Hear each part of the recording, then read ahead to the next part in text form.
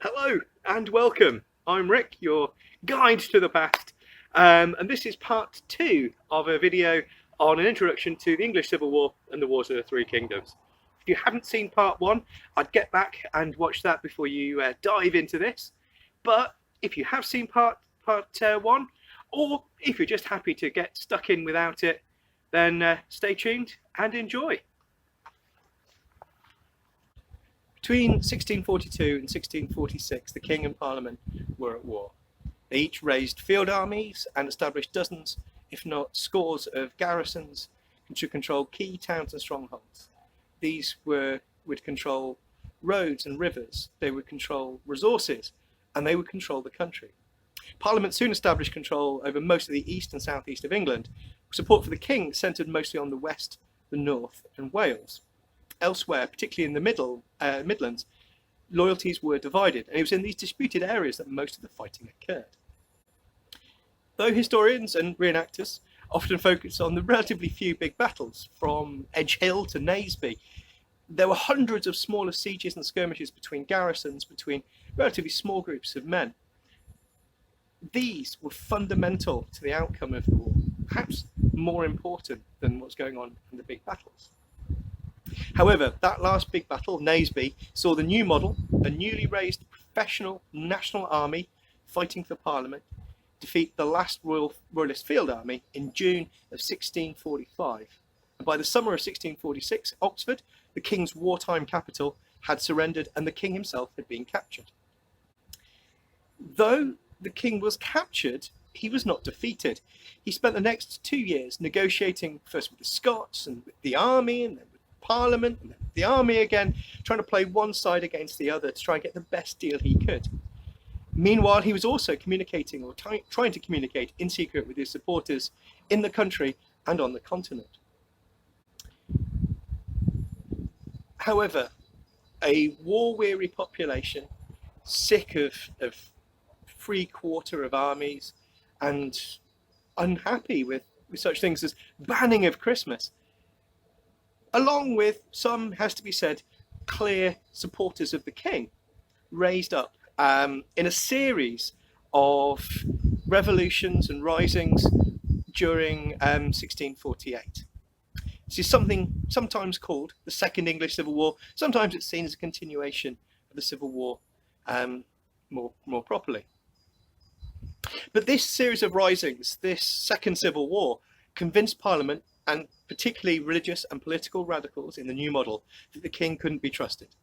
During this period, Parliament was purged by Colonel Pride, and the so-called Rump put the king on trial in January of 1649, in what was perhaps not the fairest of trials ever to have been taken place in the House of Lords. The king was found guilty of having traitorously and maliciously levied war against the present Parliament and the people. Charles was executed for tyranny outside the banqueting house on the 30th of January 1649, something that is commemorated every year by the King's Army of the English Civil War Society, which I am a part, who march through Whitehall and perform a small service. The year following the execution of King Charles, the only English king to have been executed for treason, his son, also named Charles, landed in Scotland and was crowned king. Charles, King of Scotland, summoned a Scottish army to him. And though some Scots had fought for his father, the majority had formed a solemn league and covenant, and those covenanters had allied with Parliament. The relationship between Parliament and Scotland had soured, so the Scots answered the king's call, and Cromwell, now the most senior officer in the service of Parliament, was summoned from Ireland, where he was putting down the Irish Confederate Wars, to prevent an invasion of England. The two armies clashed at Dunbar, and the Scottish army was destroyed. However, Charles had a second army, a second force, and they headed south, hoping to gather support from the areas of the country where his father had enjoyed support. He headed towards Wales, but relatively few people answered his call, and he ended up in Worcester. He was brought to battle in Worcester in September of 1651, and again his army was destroyed. He escaped and fled to the continent, but whilst doing so, Charles very famously spent one night hiding in an oak tree, seeking refuge from his parliamentarian pursuers. If you see a pub called the Royal Oak, that is where the pub gets its name from.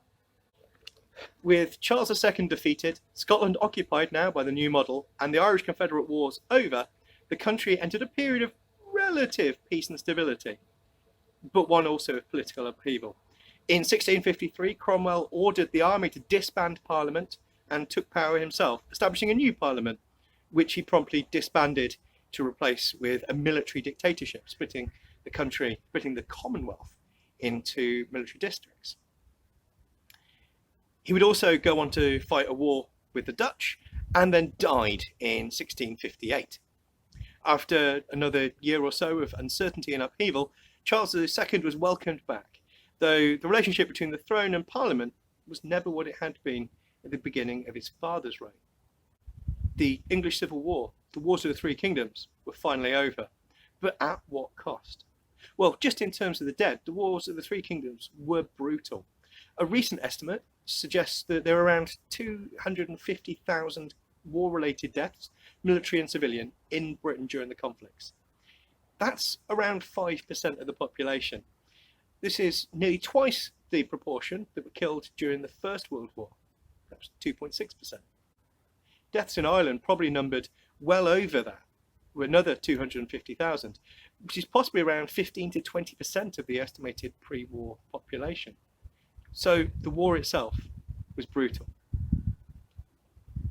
And at the end of the day, did it answer those questions of religion, of who and how should worship, of money, of who and how much should be paid, and of power, of who should rule? Well, the country was different, but was it very different?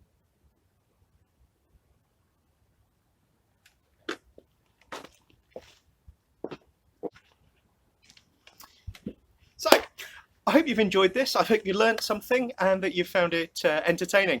If you've got any questions or any thoughts, pop them in the comments. I'd love to hear what you had to think. If you've got any questions, anything you want me to cover about this topic, please again tell me down there. If you want me to do more videos on this, I'd be very pleased to. This is, as I say, my area of academic speciality. But if you'd rather hear about something else instead, let me know what you'd like to hear on.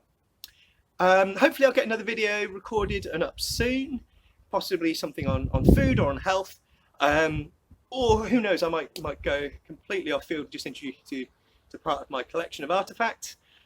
But until next time, stay safe, stay happy, and I'll see you soon. Bye.